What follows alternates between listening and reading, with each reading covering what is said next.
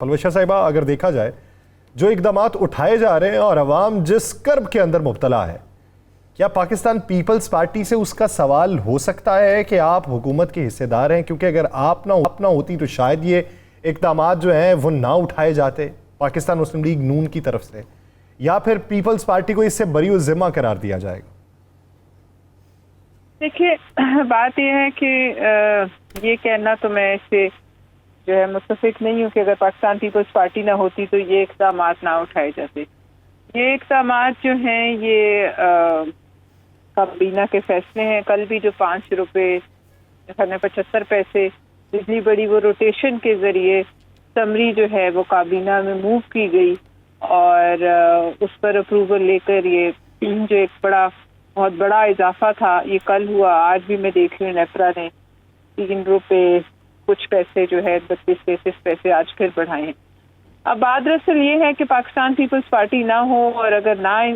Vote کرے تو حکومت جو ہے ظاہر ہے پھر وہ گر جاتی ہے، اور اگر حکومت گر جاتی ہے تو پھر اس کے بعد جو ہے اس سینیریو کو آپ دیکھیں کہ کیا آپ کو پھر سے کوئی الیکشن نظر آتے ہیں ان موجودہ حالات میں، اور اس کی کیا گارنٹی ہے کہ پھر جو الیکشن ہوں گے اگر ہوئے کیونکہ میرے پاس تو کوئی اس قسم کی نہ ہمیں نظر آتی ہے نہ سمجھ آتی گارنٹی کے حالات کیا ہوں، اور اگر ہوئے تو پھر دوبارہ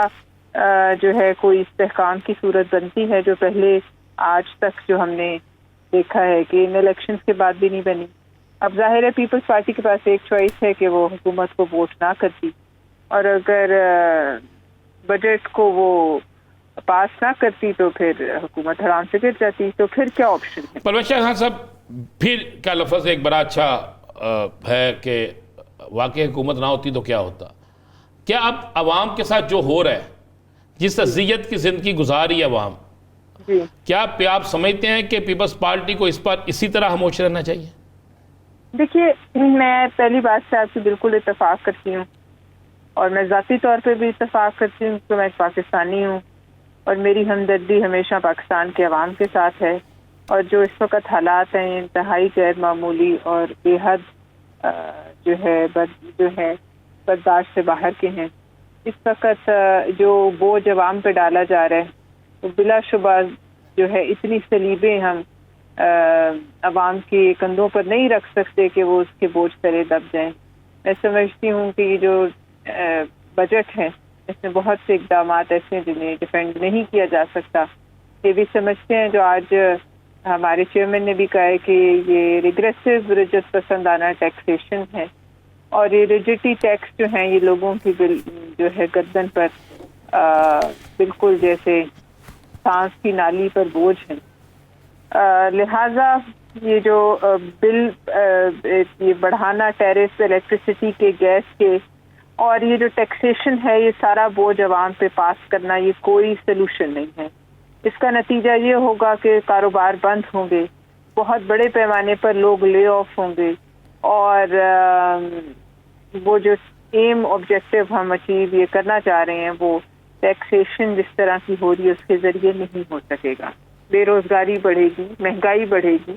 یہ سب تمام چیزیں جو ہیں ہم ان کو بالکل آپ کتنی باتیں کر رہے ہیں وہ جائز ہیں۔ اس پر حکومت کو جو ہے اپنی پالیسیوں کا جائزہ لینا ہے۔ آج حکومت کو اپنی پالیسیوں کا جائزہ لینا ہے، لیکن سوال یہ ہے کہ بجٹ منظور ہو چکا ہے تو پالیسیوں کا جائزہ کس حد تک لیا جا سکتا ہے؟ دیکھیے، بجٹ منظور آج بھی تو 8-9 روپے بجلی بڑھی ہے نا کل سے آج تک 24 گھنٹوں میں۔ تو یہی بات آج ہمارے چیئرمین صاحب نے کی ہے کہ مشاورت کے بغیر یہ جو کام ہو رہا ہے یہ سسٹینیبل بھی نہیں ہے، اور اس کو مطلب ہم کسی طرح جو ہے کم از کم ہم ڈیفینڈ نہیں کر سکتے۔ چلیں، آپ کے لیے پاکستان پیپلز پارٹی کے لیے وہ قابل قبول نہیں